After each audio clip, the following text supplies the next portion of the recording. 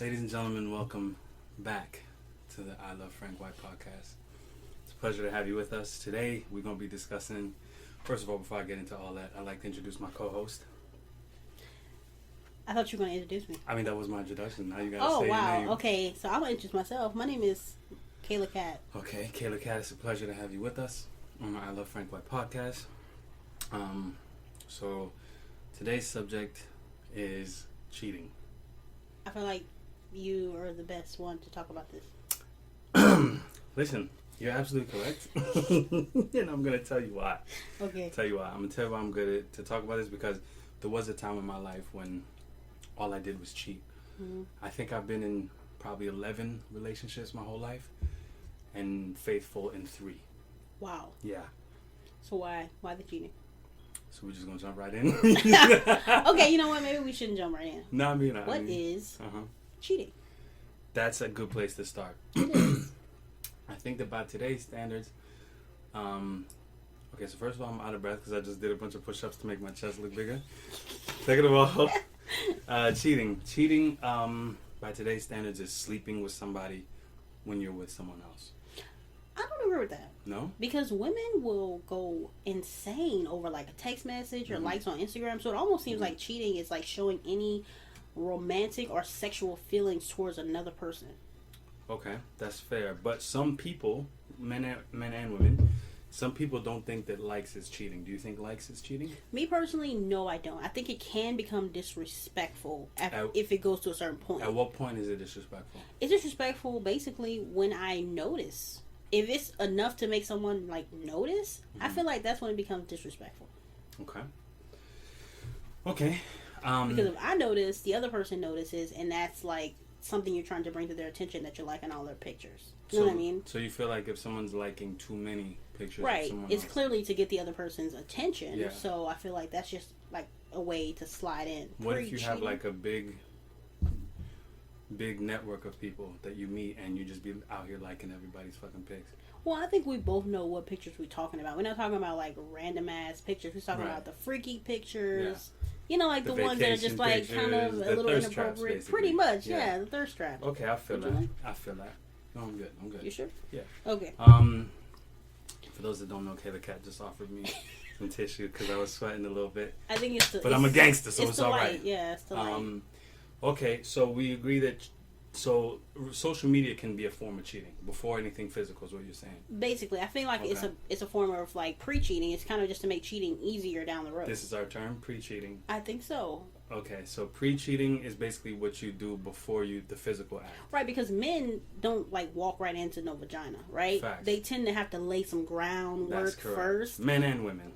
We can have it ringing our doorbell. Yeah, like, but women have the emotional cheating too, where of course. where they confide in somebody, and this is my guy friend. I've known him for so long. He's never tried anything, but they've never had that talk. They never had that conversation about boundaries and nothing. You know what? You're right. And the woman will know in the whole time that even though I call this dude my friend, I know he has feelings for me. Right. But so long as I don't address those feelings, then we have a platonic situation. I mean, that's honestly pretty much anybody that you don't address those feelings with. It stays platonic if you keep it there. That's where the boundaries come in place. So I think women tend to be a little bit better at keeping those boundaries, and men like kind of blur the lines. Women are better not addressing the boundary.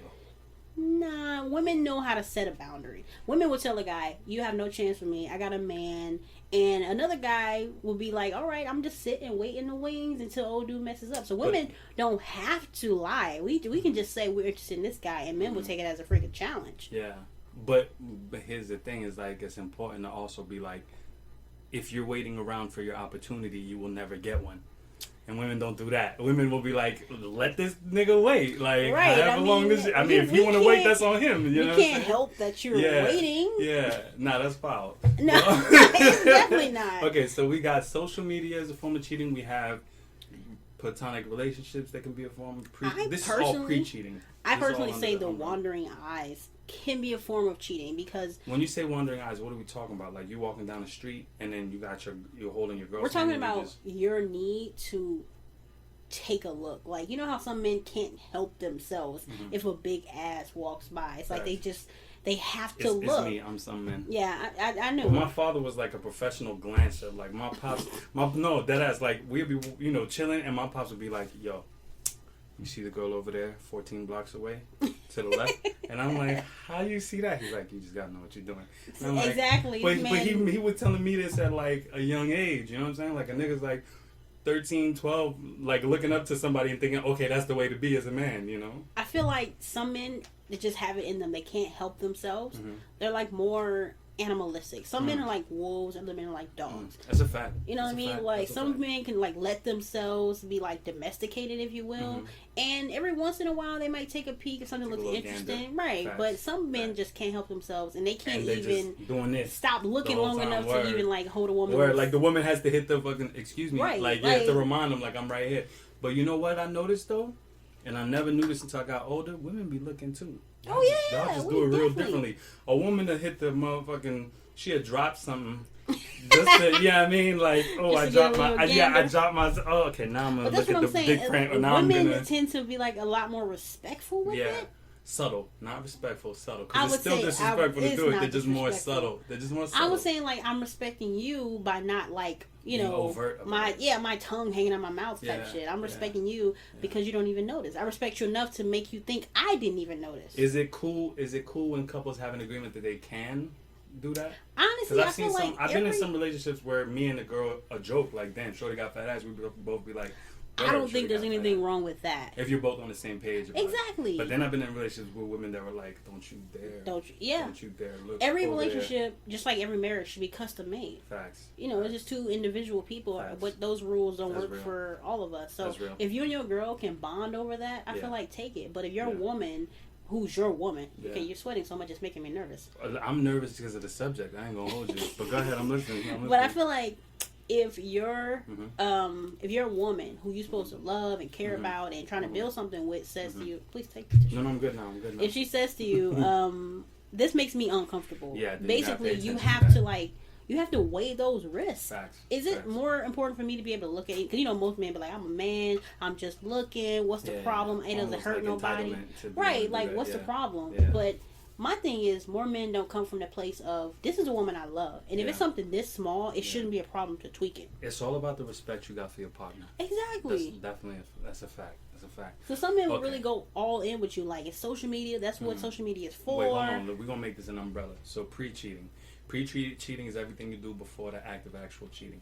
Under that pre-cheating, we got not establishing boundaries with the opposite sex. We got... Hold on, let me revise that. Okay, so pre-cheating. We got this whole umbrella called pre-cheating. It's everything you do before the act of cheating. You can have the social media aspect of pre-cheating, which is ODing with the likes and flirting with other people online. Or whatever, yeah. Word, and then you got the relationships, the platonic relationships that don't have boundaries. Or not even platonic relationships, just relationships with other people, period, that you're not establishing the right boundaries. And what was the last thing we talked about? Your behavior. Preaching, like glancing at other people, overlooking at other people. Right. Basically disrespecting your partner by showing too much attention to and people that are not your for partner. Me, a lot of people feel like it's only cheating if like that person was offended. But I feel like I'm more worried about what you do when I'm not there. Man, look, that is number one in my book too. What someone does when you're not there is like number one. Because of course, most people will behave. But what they do when you're there is a good indicator. Exactly, because if you're willing to go this far when I'm standing right next to you, if I'm not here, you will go. I've had that problem before in my relationships. I'm like, yo, I've caught you doing wild things in front of me, so now I know when I'm not there, you really ODing. You know? Pretty much. And that's not a good thing. And I understand why people who are like that still get into relationships, because we all like relationship benefits, compassion and cuddling and cooking and sex and all the stuff you get on the regular when you're in a relationship. But I be just wondering, like, why do these people just stay single? If you can't help yourself, just chill, just be out there. Here's what I've discovered about people that can't set proper boundaries. I've realized that. No, I'm good. Listen, here's the thing about people with proper boundaries, is that it all starts, our childhoods define us to the maximum, right? So if you grew up in a household with, I'm going to use women as an example. If you grew up in a household with women who were not accustomed to having to consider their male counterparts, that's going to influence you in your relationships. Because if you're around strong, independent women that really didn't need men like that, in your mind, it's ingrained in your mind that like, why do I need to consider my man when I do anything? Because the women I grew up around didn't have to do that. So then when you find yourself in a relationship where you do have to consider a man, it's difficult because it's like, damn, like that's not an example that was set for me. The example that was set for me is I do what I need to do. I make the decisions that I need to make. You understand? I can totally understand and that goes the same for men too. So it's like if you were the examples that are set for you when you're younger, that's everything. That's literally everything. But I feel like as adults, we have to take a look at that and be like, what was I raised with? Mm-hmm. Whether it's like bad money management skills mm-hmm. or just like people who solved all their problems by walking away. You have to mm-hmm. look at yourself and be like, what? I know I got good things from my mom or my dad or mm-hmm. whoever raised me, my grandparents or mm-hmm. something. Mm-hmm. But what did I take from them that was not healthy? And I think if more people actually looked at that and said like, I know I'm a good person. I know I was raised by good people, but what are some either toxic or like detrimental traits that could mess up my future relationships or just like myself in general? You said something very important. You said, I know I'm a good person. What are traits, bad traits that I took? The problem is, before you even get to the next step, a lot of people associate self-analysis or self-criticism with being a bad person. And that's where people have to make the separation. A lot of people will think, if I acknowledge this, there's something wrong, that means I'm a bad person. And when it's like, no, those are two separate things. Like, you can be a good person and just have inherited some bad traits. Right. Exactly. And I think that's what cheating, that's what a lot of it is. It's all about, like, how you were raised, how you were told that you were supposed to interact, especially when it comes to women. Mm-hmm. Like, you're supposed to have as many girlfriends as you want or as many girlfriends as possible, and then eventually one day one woman is going to make you want to settle down, and then that puts the pressure on the woman to be this amazing thing that makes you want to settle down. Then God gets with the girl, she's amazing, you know, the cupcake stage, and then when he kind of feels himself straying away from her, he feels like, well, what is this? She's supposed to want to make you settle down, right? She's supposed to be so amazing. I'm not supposed to want other women. But that's not how it works. At all. You were just trained to want multiple women, and now you're trying to force yourself into something that feels unnatural by just being one woman, and then you mess it up by cheating or whatever you got to do. Now we get to the action part of this whole thing. Definitely. So, okay, so we understand pre-cheating. Now we're going to go into cheating. As a professional cheater, as a former professional cheater, let me be very clear. I haven't cheated in 10 days. 2 relationships ago, 2 or 3 relationships ago. But my last 3 relationships, I was faithful. Good for you. Yeah. I'm sorry, let me take that back. My last 2. Wow. My last 2 relationships, I was faithful. The one before that, I cheated. I was thinking you had personal growth and then I'm going to keep it true. Okay. My last 2 relationships, I was completely faithful. The funny thing is, when I look back on all the times I cheated, the number one reason that I can think of was inadequacy. You felt inadequate? I felt inadequate. I felt that I didn't deserve what I had. And that's something that men don't address. See, in my mind, there's 2 types of cheating. Okay. There's the redeemable cheater and there's the irredeemable cheater. Now, the irredeemable cheater is the man who cheats because he's chasing a new experience. Mm-hmm. The man who will never be satiated with just one woman because his thrill is that discovery phase, right? The chase. So every time he runs into a new woman, he's getting that the pleasure from that. You understand? Mm-hmm. That man will never be satisfied. That man will cheat forever. That is the irredeemable cheater, because a person you're with can never be new forever. Exactly. You understand? So that kind of person, that kind of cheater is not salvageable. They're gonna cheat forever. You just gotta figure out if you're gonna be okay with it or not. Like if you get with them. Right. Right? Then there's the redeemable cheater. The redeemable cheater is someone who's cheating because of internal issues, that unresolved internal issues. Now, they can become an irredeemable cheater if they never address those issues, or they never take a hard look at themselves and try to understand why they're doing what they're doing. Mm-hmm. I was a redeemable cheater because I looked at why I cheated, and the majority of my cheating stemmed from feeling like I didn't deserve the happiness that I found. Wow. You understand? I felt like, because you have to understand, the growing up in trauma the way that I did, and the first 3 women in my life growing up, they let me down in some kind of way. My mother left me in the Civil War, abandoned me in the Civil War. My aunt, who was supposed to take care of me during that wartime, was super mean to me and just did everything she could to make the war even more difficult. And then the woman who, I lost my virginity to was an adult who was supposed to be supervising me. and I was 11 years old. And she took me. So the first 3 important women in my life did me wrong in some type of way. So in my mind, as I understood love to be, I understood that love was supposed to be a tumultuous, messed up thing. It wasn't supposed to be a wholesome thing. So when I was finally in situations where I was getting love from women, in my mind it was, I don't deserve this. I deserve a messed up situation because that's what I believe love to be. It wasn't until I went to therapy and really understood, wholesome love is actually okay. I remember breaking up with a girl because we didn't have any fights, we didn't have any issues. I remember getting out of a relationship because it was too normal. So that was my So what issue. did you tell the girl? How did you break up with her? I just left her. No explanation? I was just like, listen, we can't be together. This doesn't work for me. I don't understand what's going on. And she was like, I don't understand why you breaking up with me. And it was like New Year's Eve. Jeez, Frank. It was the most foul shit ever. You were terrible. Foul shit. But you know what? When we're young, we do shit like that. This was like 3 or 4 years ago. So it definitely, I wasn't that young, but like it was still foul. It was completely foul. But we do dumb shit when we're young-minded. Mm-hmm. You understand? And like, it took me the longest time to understand that like everybody deserves love, and love, dysfunction and love is 2 different things. In my mind, they were the same thing. You understand? Like, no, I totally get what you're saying. Yeah. Your brain, like trauma is just psychological damage to your brain. People don't understand like how serious it really can, how it can affect the way you talk to people, the way you interact with people. Facts. And my love language is abandonment. Yeah. I was abandoned. So for me, a person who I was with just became like this clamp on thing that I just wanted to like hold on to, even if it was bad for me, even if it didn't feel good, even if it was like toxic and I knew I could find somebody better.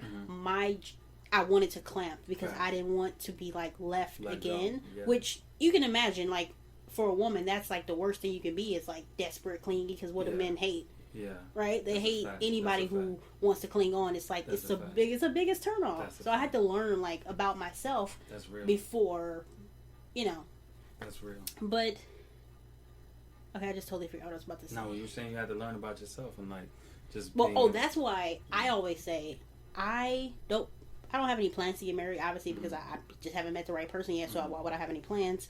But I always say I know I'm not going to get married in my 20s. Right? I'm 27 now, and I can't wait to meet the version of myself that is just even better than I am right now. So I can't even imagine like settling down with someone or being somebody's wife, because I know I still have so much more to accomplish to become the right version of me. To be the total version of who you right. be. Yeah. And I feel like that's what leads to a lot of cheating too. People grow apart. Yeah. People get married at 18, 19. Super young. You don't know who you are. You don't know yourself. You don't know yourself or the person you're with. I mean, they might fall in love with a 19, 18-year-old teenager. There's a lot of passion at that point. And think about when you're 25, 26, 27, you guys might have had a few kids. Word. You're a mother now. You've been through a lot more. Like, life you have different experiences. You see the world differently. You just grow apart. That's what I'm saying. saying. That's a regular thing, so, because you're still growing. That's why I tell people, like, slow down. Yeah. Slow down. Take It's okay to, like, not be a 25-year-old bride. Facts. I would rather be a 35-year-old bride that's happy with the right person than the 25-year-old person who would have picked someone for all the wrong reasons. That's a fact. That's real. That's real. I think that's what leads to a lot of cheating. People grow apart, and then they societal pressure tells you to stay together. The kids, you stay together, and you're unhappy. So people go look for something that feels more like them. It's kind of like that 80-20 thing. Yeah. Yeah, absolutely. I totally agree. I mean, that's crazy you said that, but that's hella on point. Hella on point. One thing I know this one specific situation. I've cheated a lot. Like, it's been so many moments I cheated, but one specific situation that I know, I was in this relationship and I lived with this woman, right? And I had a good job at the time. I lived with this girl. She had met my father, and I had set up this life in my mind. It was a nice life. I had set up this life that I thought would make me appear normal to my father. I thought that my father would look at it and be like, damn, my son has made it to... Every son wants their father's approval, right? So I set up this superficial experience. I had a girlfriend, I had a job, doing all the normal shit. For a kid that had been so crazy when he was younger, this was like my chance to show my father, yo, look, I'm normal now. Look at this. So boom, everything's good, right? And I remember not being happy. Everything looked good. On the out, everybody thought that I was like on cloud. Everybody was like, oh my God, you did it. Like, you got everything. You're so happy. Like, I internally wasn't happy. I remember taking a coworker over to a friend's house, and we had a threesome. And mind you, I live with my girl at the time, so I'm literally next door having a threesome with this coworker of mine and a friend of mine, and feeling completely unhappy, but like in that moment, because it was a good distraction from my feelings, because it was a purely physical thing. I was like, okay, now I can get out of my own head about my unhappiness and just do something completely physical that got nothing to do with being happy. Then I go home to my girl, and I still, when you live with somebody, most of the time they're expecting you to smash them when you get home. You know what I'm saying? So I'm having sex with her, and it's like I was unhappy. You know what I'm saying? And I just remember realizing that like I can't just live in a perfect space and be unhappy.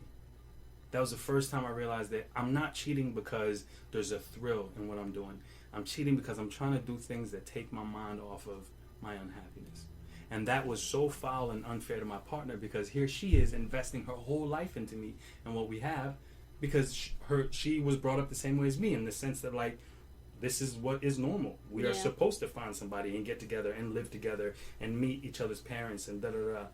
But the whole time, I'm not happy, you know. And then eventually, she started to get unhappy too. So not only did that cheating was bad that I cheated, but now the cheating has now ruined someone else's life in the process. Yeah. You understand? And people really don't understand that about, like I was saying about the whole trauma thing. Yeah. Heartbreak is one of the most traumatic things. It really is. People don't understand that. People die the day after their partner died because they're so heartbroken. Attached. Yeah, absolutely. They can't imagine living in this life without that person. That's a fact. So people, I feel like when you do cheat, you have to think about it. Like, it's not just going to affect you. And I know men, especially men, tend to kind of look at things like with tunnel vision. They see how it affects them, how it feels good to them, how it will reward them. But they always forget about the collateral damage, and then have the nerve to be like, why are you bringing up old stuff? Yeah. Like, because it's not old anymore. Because they're over it. They're tired of feeling guilty about it. Yeah. Like, all of a sudden, you just got to be over it. It just... I've done that. For I've done that a woman, it just begun. Yeah. It's a whole new process. We have to build our trust over again. We have to I have to feel secure with you again. Like, it makes me so mad when people treat heartbreak, like breaking somebody's heart, is like, oh, she'll just be heartbroken and she'll get over it. Even women do that to men too. Yeah. Women act like men are built like steel. Yeah. And I tell people all the time, playing with somebody's emotions is one of the most dangerous things you can do. And long-lasting effects too. That amazes me how cavalier people are about playing with someone's feelings. Men like, especially. People have been getting like shot in the face. Like we seen the video today. Yeah, the guy shooting her in the face. And shooting himself. Honestly, I want to hear that conversation. That has to be one of the craziest conversations, because one, he was probably looking for closure from her, like, admit that you did it, and then she seen the gun and probably was like, all right, I did it, you know, and she's thinking that that's gonna make him, but that's your last words, and boom, shoots you in the face, shoots himself in the face. That's crazy. I've never, thank the Lord, and maybe I just ain't experienced love yet, but I have never been so in love with someone that I wanted to take my own life. I've never reached that kind of love. I don't want to be that kind of love. I don't even know if that's love. Like, I feel like that's deep dependency. Right, when I see women going like crazy over these men, and I watch Jerry Springer now. I know it's trash TV, but the ones that are real, because you can tell sometimes the pain in these people's voice. You hear like, okay, this is definitely a real one. They slipped in. Because they feel it. You can hear it. You can hear like in their voice how much pain it causes them. Yeah. And people really they're just so cavalier about. Yeah. Oh, I slept with your sister. I slept with your cousin. I slept with your. But you gotta get over it. Like. Yeah. Do you understand what you just did? You really could have broken her sanity. Like, trust. You've broken all trust. Of it. You've broken stability. You've broken just inner self-esteem. So many things. And just like your distraction with the threesome, I think that's what it is. When those girls are fighting the other girls, like they're so unhappy, so hurt, they're lashing out. But you're too in love with this person sometimes to even be like mad at them. And I'm guilty of that one myself, where I'm so in love with you, I'm mad at everything except you. I want to be mad at the circumstances. I want to be mad at who it was, who was that girl, where were you at. Like, I want to be mad at everything, and I want to say that's the reason why all this happened. But when it comes down to it, you made a choice to hurt me, and you want me to be okay with it. I think the most important thing that I've always tried to stress to people, especially as a former professional cheater, I stress to women all the time, when a man cheats or when a person cheats, your partner cheats, it got nothing to do with you. Yeah. I've seen so many times people internalize they it. They do. I like, and it kills me every time, especially when you got homegirls or homeboys that like are getting cheated on, and they're like, what did I do? What could I have done better? And you just want to be like, listen, there's nothing you could have done. This person is dealing with something that got nothing to do with you. Can you understand? My thing is, why would you want to take responsibility for that person's action, even if you were the worst girlfriend, you cheated, or not you cheated, but like, what if you didn't cook, you didn't clean, you talked to him crazy, he still said, I'm committed to you. So he can either bring that problem to you and break it off, or he can go out and do whatever he's going to do. My thing is, when people try to make it like, well, you drove me to this, I can drive you out of my house, I can drive you out of my face, I can drive you to the point where you don't want to be with me, but I did not make you take that action. That was something you decided to do as a response to my action. But just like you went and had sex with a person, which we all know is a whole fucking process, you could have had a whole conversation with me saying, I don't want to be with you anymore. But the real thing is, you wanted your cake and you wanted to eat it too. Absolutely. Or you're a coward and you didn't have the balls to end it like a man. I think it's definitely the coward part, because I can recall times that I cheated on women and I knew I should have just ended the relationship and then gone off and done what I needed to do, but I didn't, and I think that was cowardly. You didn't want to have that conversation? Is that what happened? I felt like, you know what it is, and this is something that is not just with cheating. So often when we're doing the wrong thing, we find a way to justify it to ourselves. Oh yeah, definitely. So often. And I think that I did that so many times with cheating. I remember specifically like that threesome situation. I could have ended the relationship I was in, but I was like, you know what? We live together. She's with me. Like, all these things going through my head, and I'm like giving myself reasons to be like, it would be easier just to cheat on her. Let me just cheat, because honestly, having that conversation. And I remember, this is how bad the relationship had gotten to. When I got home and I had to sleep with her, I literally had her ride me with the lights off, and I just thought about some other shit while she was riding me. Like, there was no, I had zero. You were completely disconnected. I was done with that relationship, but I wasn't brave enough to tell her, to just be like, yo, I won't be with you no more. Because I had reasoned it in my head, like, it's for her best. Right. That I just stay in this. Keep it like this. Let me just stay in this. That way her life doesn't change or get ruined. What she doesn't know won't hurt her. But ultimately it did. And it hurt her deeply. She never found out that I cheated. A lot of women, you know, just that's the wild part, is I've never been caught cheating. We want just we've been together for however long. Even if you only dated me for a month, just to honor the time that we spent together and to say it to my face.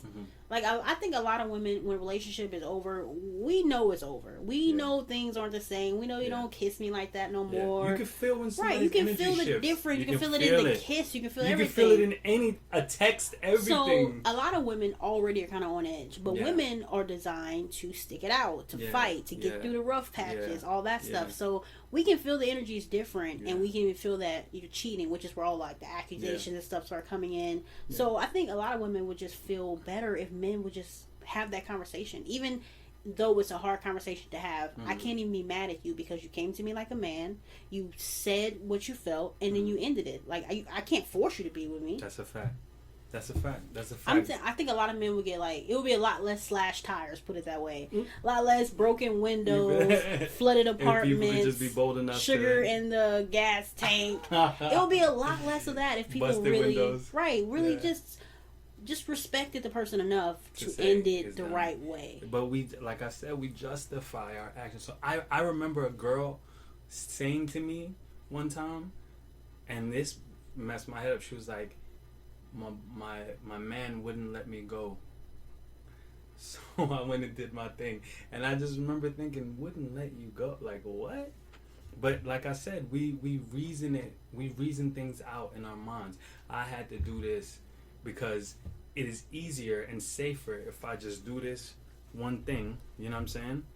If I just do this, and their life can continue on. You know what I'm saying? But at the end of the day, what I really want people to remember about cheating is that One, it is absolutely wrong. There is no justification for cheating. Right. There's absolutely nothing. Anyone listening to this right now, there is no justification for cheating. You are not only hurting yourself, you are hurting other people, and you're endangering people's safety. For real. You know what I'm saying? Like, you don't know the diseases that are out there, all kinds of stuff. So there is never a justification for cheating. Get out of a relationship or commitment or marriage before you hook up with somebody else. Okay, I want to add a different kind of cheating to the mix. Okay. We didn't talk about this before, but I think it is absolutely cheating. Mm-hmm. If I tell my man something and he repeats it to like his sister, his mother, his friend, like, is that me or is that just like the ultimate betrayal? You gotta become more specific. Like, you gotta get more specific. So you're saying it doesn't. You know what I'm talking about. I'm not talking about you told her that I like to paint my toes at night on the bed. Like, whatever. It might just come up in conversation. Yeah. But I'm talking about something intimate we talked about. Something that should only be kept between the two of us. It's super personal. Like, your cousin should know my favorite position. You know what I mean? That's funny. I think that men and women differ in that category. I think what you're talking about is betrayal. A betrayal of trust. I mean, people don't look at it like that, but for me, that is a form of cheating. When I feel like I can't talk to you without it being getting back to you, right? Yeah, saying I can hear someone else saying it, or I know that your mom is going to hear about this conversation because we had an argument or whatever. Yeah. For me, I just feel like that's another form of cheating. I feel like I can't even communicate without feeling like my words will be like used against me maybe later, or just simply exposed. Yeah. I feel like I say that I understand what you're saying in terms. What's gonna happen is you're gonna feel like you got cheated on. It's gonna feel the same kind of pain. I've noticed that that's how I feel like, when if I tell my man something and I hear it again from his family member or his friend, I just kind of feel like I know that's your friend, and we all tend to tell our friends certain things, but I just wouldn't tell my friend certain things about my man because the reason why I know that is what makes him my man. You know what I mean? I heard that. The bond is special. The small things is what makes you mine. That's most definitely something that I'm learning. One of the biggest takeaways from my last relationship is discerning what to share with others and what not to share, and the importance of discretion in a relationship. Some things you really do got to keep to yourself. And that's something that definitely was something I had to learn. But I think I understand what you're saying, and honestly, that's part of communication. I feel like every man has a responsibility to be discreet with their partner, but also every partner has a responsibility to explain the importance of the discretion. So if you're sharing something that you know you do not want shared anywhere, you have a responsibility to make that clear to your partner. If I'm talking to my man, I feel like, why should I have to that? emphasize that? I know it feels like you shouldn't have to, but a big thing that we get caught up on in relationships and with each other is what we think we should and shouldn't do. Everybody's perspective is so different. Like, what I think should naturally be already understood, sometimes in relationships don't be, because the other person may not have had the same outlook or the same experiences, or even understand how important that is to you, or the history behind all that. Excuse me. So I'm saying that it's important to when you're saying something and you know that it's important to you, and you know there's something that you don't want out there, you gotta let your partner know, hey, like, by the way, like, don't talk about this. Is important to me. Don't share this with nobody. You know what I'm saying? I guess maybe this just makes me, I don't know, I guess extra particular, but I feel like most things, and when I say most, I do mean like 99.9 of stuff you're not supposed to tell other people, you already know. That's not I mean, I know you feel that way, and I don't want to take anything away from that, but I'm saying to you that that's not the case. You're saying some people don't know. Some people really just don't know, like, don't know how to discern. But you know what though, and the funny thing is I'm complaining about that, but I might be one of those people. But we all are. Is what I'm saying. Sometimes I tend to overshare. I do too. But I like that in that area for my man. I'm really good. I remember saying, but just as a friend, like, I tend to like just talk, and I'm not trying to be offensive. I'm not trying to like dry snitch or anything anything. It just sounded like that's it what just I'm comes saying. out. We're just talking. That's why I'm saying it's so important in communication, not just with a partner, but within any relationship. You know what? The communication. Instead of asking what's your love language is, she's like, what's your secret language? What's your secret language? Right. That's some real shit For right real. there. What's your secret language? Like, how do I know when you're telling me something? Are you a clamp? How do I know when you tell me something that I should not be sharing with nobody? I never thought I would have to even think about this in an adult relationship, you know, but you really do. You really do. Because everybody's so different. Right. We've all had different experiences. You know, my biggest fear, not my biggest fear, but one of my biggest fears is like getting with someone who's really close with their family, because I am like complete opposite. Who are you telling? I got the same fear. A lot of times when I'm with people I be getting annoyed. Yeah. Because I don't understand it. My ex would she would be like, I remember one time I called her and she was like, she didn't pick up, she didn't respond, nothing. And literally like a few hours later, she was like, yeah, I was checking up on my family. And I'm like, but I'm your man, I called you. Your family ain't take you out to dinner last night. That was me. What you mean like you ignored all my calls and text messages? And it's like, I had to understand that's important to her. That is for her. You know what I'm saying? Like, but for me who never had that, I will never understand that. Definitely. So for sure is communication, man. It all comes down to communication. I think. But you're right. When you're in the right relationship, I think you tend to not over communicate, but you tend to have just an understanding on certain things. I think that's where a lot of especially problems like cheating come in place. People don't have an understanding that, hey, I need sex 6 times a week.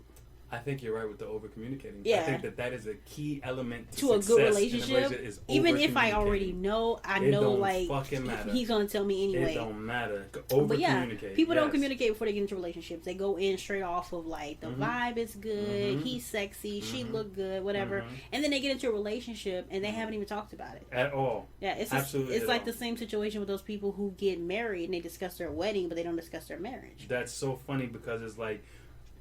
That's absolutely true. Like, over communication is the fucking key. It is, especially for a person like me. I'm the kind of person, if I say like on my way, I'm gonna need an okay, I'll be outside, sounds good, a smiley face. I need to know you got what I said, you received my communication. So I really enjoy that when I hear couples discussing things and they say like, you know what you said was received. I understood you. I received whatever it is that you were saying. That's the key.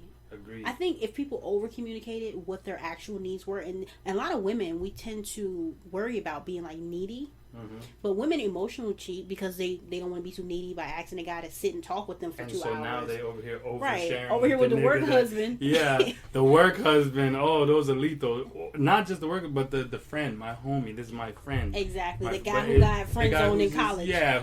Oh my. Wait, hold on. Say that again. But the guy who got friend zoned in college. I seem like women always have one of those, right? Women have plenty of those. Women always have the guy who got curved in college, the guy who got curved and who's just been hanging in around high ever school. since. Like you know him. Yeah, I've known him since I was a kid. Yeah. But you know his intentions. You know how he feels about you. He's just waiting. He's waiting for you to have your history and then finally do your step thing up. And then be like, I'm done. Yeah, but in all honesty, over communication is the key. The key to a healthy relationship, I think we have to agree, is over communication.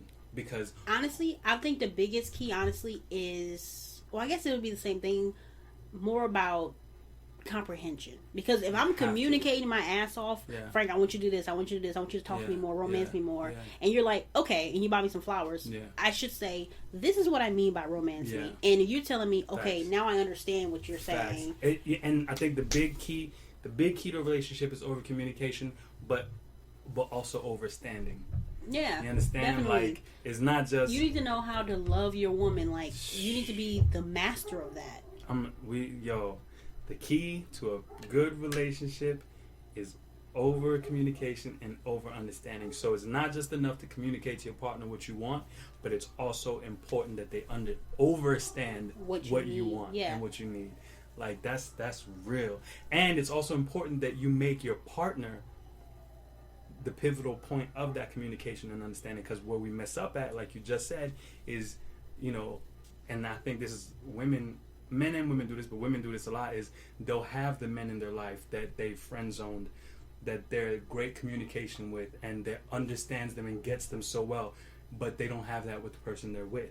Right. And it's important to shift that. When you get to a certain age, your homie that you was cool with, that you never gave pussy to when you was in high school or college, like, it's time for you to have that relationship with your man. I think most people feel like if they got a guy who provides and takes care of this, they don't want to ask for too much. And then it's the same thing when you got a guy who's physically there, he's always around, he's sweet, but the sex is kind of, you know, like people don't want to communicate what they want because they feel like either they don't deserve it or that they're not going to get it. And that's yeah.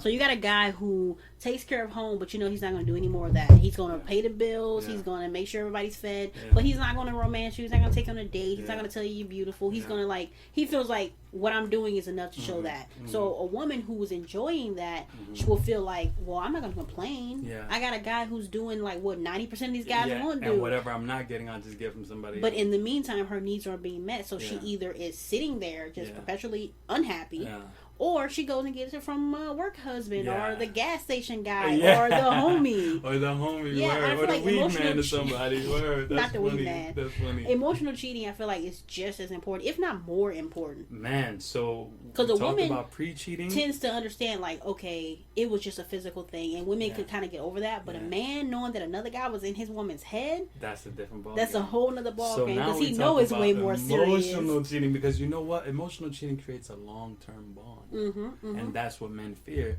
is women having a long-term bond. Because you can have her body over here, but if her heart or her brain, you know, they say it's not where you at, it's where you want to be, right? It's hold where on, you Donnell be. Jones. What are we doing here? But yeah, you're absolutely right. You're absolutely right. That's so I think crazy. with a woman, she's like, okay, that's why I think a lot of women are just like, well, where he at right now? Where he at? He with me. He only had sex with you and he came back home. A man who knows his woman has been emotionally cheating and open with another man, like that open, he can't say that because he's not sure. And we all know men who are unsure. Like men who are inconsistent, they are insecure. Yeah. Because they know that some other guy can fill that void. That's true. Wherever they are lacking it. That's absolutely true. Man, that's so deep. That's so deep. That's so real. That's so real. That's so real. And you know, at the end of the day, that relationship that you have with your homie, that relationship that you have with whomever is closest to you, you need to have that with your partner. Yeah, it's so important. It's so important. I don't think it's too much to ask to get it all. It not. really is not. It's not. And it needs to be the focal point for you. Because women, just like they compartmentalize. Okay, this is the homie, so I can overshare here. He's going to be here forever. I can tell him the real me. I can, this is my man. He has to only get one side of me. He has to get the side that I know what he likes from me, cute, so let me just give him. Right. That's not how it works. That relationship you got with your homeboy, that's the relationship you should have with your man. And as you get older and as your relationship gets more serious, those relationships should kind of fade a little bit. Not that they should disappear, but they should be less intense as you move closer to your partner. Exactly. You understand? Another reason why I say people really shouldn't be getting too serious until you know yourself a lot better, because this guy might satisfy these needs, but you might not know that you need somebody who can mentally really stimulate you unless you really get to know yourself and take that time to know, like, okay, this is what I want. One is fine, but need is a different like world. It needs to be it's there. A different world. So you can want a guy who's sexy, but if you need a guy who can mentally stimulate you, that's what you need to be looking for. Absolutely. So we got emotional cheating, we got pre-cheating, and we got cheating, the physical act, and we have betrayal. That falls under the pre-cheating sub-umbrella, subdivision. Definitely. I feel like, especially if a guy, because women do it too, when you confide in another person about your relationship, especially, you know, work husband, somebody who's, you know, is interested, you confide in them about our problems, like, that don't make no sense. I don't know what it is. It's like, it's an extra step. It's just wrong. Yeah, absolutely. And I think one thing that we didn't cover in pre-cheating is the build-up. The things that happen before any action actually occurs. Like, it's me being a former cheater, me being somebody who used to cheat a lot, I'm very aware of my actions, and like I hyper focus on my interactions with the opposite sex, because I know by the time you cheat, right, that's when you step back and be like, damn, how did we get here? But you gotta peep how you got there. So how did you used to get there with the women? Oh, how did you get there? What were the steps? These were the steps, right? So you start with, and it's never. The funny thing is, it's never like it's never something that like you don't see coming. You know, getting comfortable with the opposite sex is is not difficult. Like, it happens so easily and so quickly. It starts with, like, you meet somebody and you're attracted to them, right? Right. Let's start something simple, right? And this is what I'm really cognizant about now. It starts with something super simple. Like, let's say I meet somebody that's attractive, but I got a girl, so I'm not going to do anything with them, right? But I allow myself to be charming. I allow myself to get comfortable with them. And, I make it clear I got a girl, but we hang out sometimes. When things are going wrong with my girl, I start to talk to them about it, Mm-hmm. And before you know it, I'd rather be with that person than be with my who girl. you're with, yeah. And then before you know it, it turns into, okay, I might as well just be with this person, but I can't leave my girl, so I'm going to do everything else except be with them and commit to them. So we're going to sleep together, we're going to, cross the line and da-da. So it's very important to be cognizant of everything before you actually cheat. That's why I think maybe I overdid it a little bit, but okay, so I started to be really aware, and like when I'm with my partner, and that's something I got to check myself about, but when I'm with my partner, I'm like, yo, who's this person? Why are you hanging out with them? What were you talking about? Yo, did you tell them about our fight the other day? Like, it gets out of control because you're trying to make sure that it doesn't right, because you already know. Because you knowing yourself and how you got exactly there. how you operate. You want to make sure, don't make this same mistake. Especially now that I'm not a cheater, I'm even more afraid of getting cheated on because I spent so much time being a cheater. Do you feel like you deserve to be cheated on now? For or it's just karma? For a while, I thought I deserved to be cheated on. But now I realize that no, I've forgiven myself for what I've done. I understand that, like, I made mistakes and I shouldn't worry about that. If I pick a good partner, I don't have to worry about being cheated on. That's good. Yeah. I feel like, no, personally, I've only cheated one time. Ooh, let's talk about it. Let's talk about it. I couldn't even finish. I guess I just have a conscience because I was in the middle of the act of sex. You was in the middle of fucking? I was in the middle. Lord. And I stopped and I went and called my boyfriend and I called him on the phone. I told him that I missed him. Like, I was crying because I just cheated on him. Sheesh. So I called him, I told him that I missed him and that we set up a date to see, like, each other the next day. And I broke up with him, like, maybe a week or two later. Did you tell him? Never told him. I've never told him. Hey, that's tough. That's tough. Because I feel you because hopefully none of the people I've dated see this because they're all gonna wonder who was it me? Yeah, was right. it me that he cheated on? But for me, okay. the threesome thing, she's gonna know that she was on getting cheated on. But me otherwise, and this person, why didn't you tell them you cheated? Honestly, we're now entering the post cheating. I am not. Hold on. We're now entering the post cheating. I'm not for hurting people if I don't have to. This is the post cheating conversation. That's why did where you not that tell decision came from. I felt like it would not do anything to him but hurt him to know.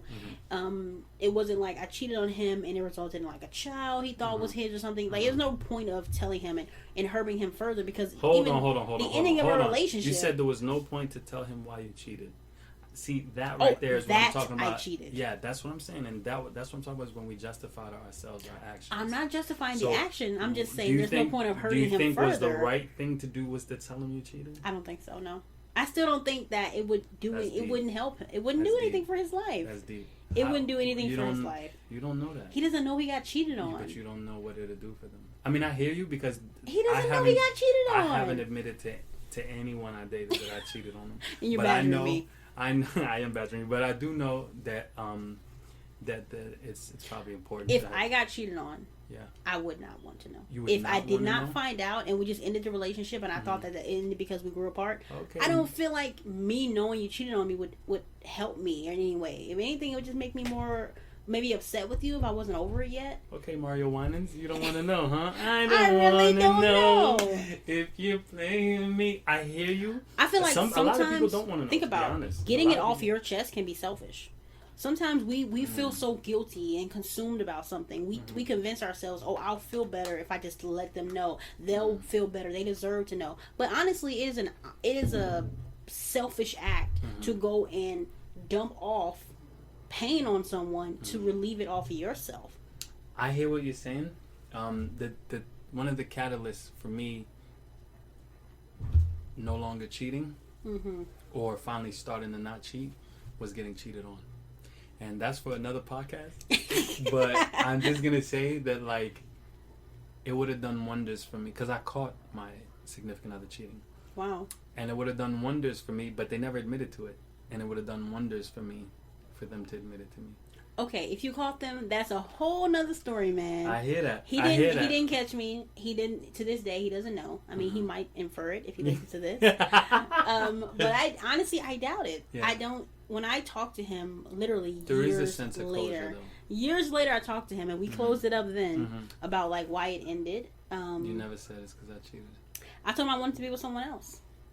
That's And kind of. I told him I wanted to be with someone else, and I didn't want to cheat on you. That's like. I was about to give you your props and say that was a half confession, but it wasn't. It wasn't. It was.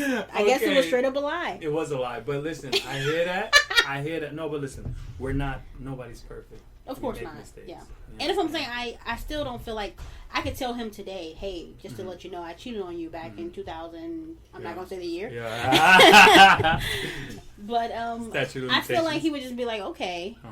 He's probably happy with someone else right now. So I hear you. No point of dumping that on him. But if you are caught or if you are accused and you are cheating, it's right to just fess up to it, because obviously that person probably that was gonna be my torturing follow-up question. themselves. That was gonna be my follow-up question. What? If he had been asking you if you cheated, would you have admitted to it? I would have. I would have admitted because to it. There is, you know, that because is he actually wanted to know. That is a form of, I realize that is a form of manipulation and intense hurt when your partner is, and I've done this to somebody and I didn't. Make them think they were crazy? Yeah, made them think they were crazy for questioning me when the whole time they were absolutely on point. And I really regret that, because it will really change you and drive you absolutely insane trying to figure it out, you know? So I understand, and you definitely should have told him, but at the end of the day, at this point, I think it's too far gone for that. Silly. But one thing that does come to mind is, like, in the 12 steps for alcoholics, one of their steps in their recovery, they do have to confront people that they've hurt and explain themselves. So I feel like with that in mind, I know that if I'm ever presented with the opportunity, to one of my exes, whoever, if I run into them and there's a chance for that, I'm gonna definitely do that, because I know what kind of closure that can bring. I feel like he was suspicious, but afterwards, like he was suspicious of like why I broke up with him and if it was true and all that stuff. I feel like he just thought I didn't want to be with him anymore, and I made up a lie. That's real. Yeah, but like I said, literally years later, I talked to him. And I asked him, you know, what happened after we broke up, and he basically just said like I moved on. It didn't really affect him too much. Yeah. So I think it worked out. I hear that. Not saying you should cheat. Don't do it, because I couldn't even finish it. I felt so guilty about it. Get the bust a nut. I didn't even get any of that. That's what I'm saying. So I feel like that in itself was my punishment. Okay, what was the punishment? The punishment was that I didn't get off. That sounds so messed up. I'm gonna let that breathe because that's wild. Yeah, that's messed up. That sounds OD. But I hear you. I think that we're all learning and growing, you know? And one big theme in my life right now is grace. And the way I understand grace is leaving room for growth, leaving room for learning. And it's important. There's the whole reason I named myself my moniker, ilovefrankwhite, is to learn how to love yourself. And I think that you can't love yourself if you're constantly beating yourself up for things that you've done. If you're finding yourself giving yourself reasons to say that you're a bad person or whatever. So let's leave room for grace. Yes, we've all made mistakes, you know. You say now that you got your punishment, you know. Looking back on it, you might have done things a little different if he had questioned you about it. So. Oh, well, I'm just going to cut you off and say right there, the punishment was the 6 years that followed of the BS I put up with the person I left him for. And we're going to talk about that on another podcast. We ain't going to get into that right now. Oh, trust me, I was punished thoroughly. I hear that. So you got your karma is what you're saying. Oh, I think I got it 100 times over. I heard that. And that's how karma works, is you get it 10 times worse. But it's important to remember that you have to love yourself, and part of loving yourself is forgiving yourself. And for those of you that have cheated, for those of you who this is not for the people planning to cheat. Y'all are excluded from this. But for the people that have cheated or haven't forgiven themselves for cheating, it's important for your personal growth that you do let go. I think this is for people who are planning to cheat. Just know that you are doing a lot more psychological damage and just damage to a person's heart in general. Like, if you don't want to be in something, but you are, like, if you want to do some fake girlfriend, because I've noticed people tend to cheat when they want relationship benefits, but they don't want relationship. Like, they want they don't want the commitment. They don't want the work that goes into building a relationship. Facts. So if you're one of those people, I promise you can go on any social media or any of these dating sites, and you will find a chick who would love to be your pretend girlfriend. Facts. She wants the exact same thing you want. She wants to pretend that she, wants to cuddle up with you at night. She just wants to, like, basically be there, but she wants to be able to leave tomorrow if she needs to. Those girls be even more savage than the dudes. I'm telling you, these women. I never forget the first time a girl looked at me and was like, "So what you about to do?" I was like, "Wait, what? We not cuddling and nothing?" These women is out here. I'm saying, like, for some reason, men. I don't want to just say men. People, when they like to cherry pick. Agreed. They want to cherry pick what they want from a person. I want the compassion. I want the cuddling. I want the support. Ooh, they want all of that. I do want to add that like it's very important when you get into a relationship with somebody. Please have all intention to be committed to that person. Don't waste people's time out here. Yeah, it's really like it can really fuck somebody up because don't just be with somebody because you're lonely. Don't just be with somebody because you just need somebody there while you're going through something. It's important to be with somebody for all the right reasons. Commit. Or at least you need to put your reasons for it. I want to be single because I'm not done, playing around. I just want to be able to have sex with you whenever I need to because I get stressed out at work and I just need to fuck buddy once in a while. Like, and let them decide if they're cool with that. But be clear. And I'm telling you, 9 times out of 10, a motherfucker will look in your eye and be like, okay. Right. Like, or at the very least, I understand. Right. I understand. And then they can decide, make a healthy, grown decision to decide to stick it out. Yeah, and you might get a few no's, but you will find your yes. No, it will, men and women, it will give you peace of mind that when you do get on that market and you looking for a life partner, that you haven't done damage out here. Exactly. And there's no karma coming back to you. Exactly. You haven't done damage, or it's not going to affect the amount of women you have to choose from, because men will go wreaking havoc for 25, 30 years just messing with people's hearts, and then when they're looking for a wife, they're like, why are these women so guarded? Why are these women so damaged? She's talking about me right now.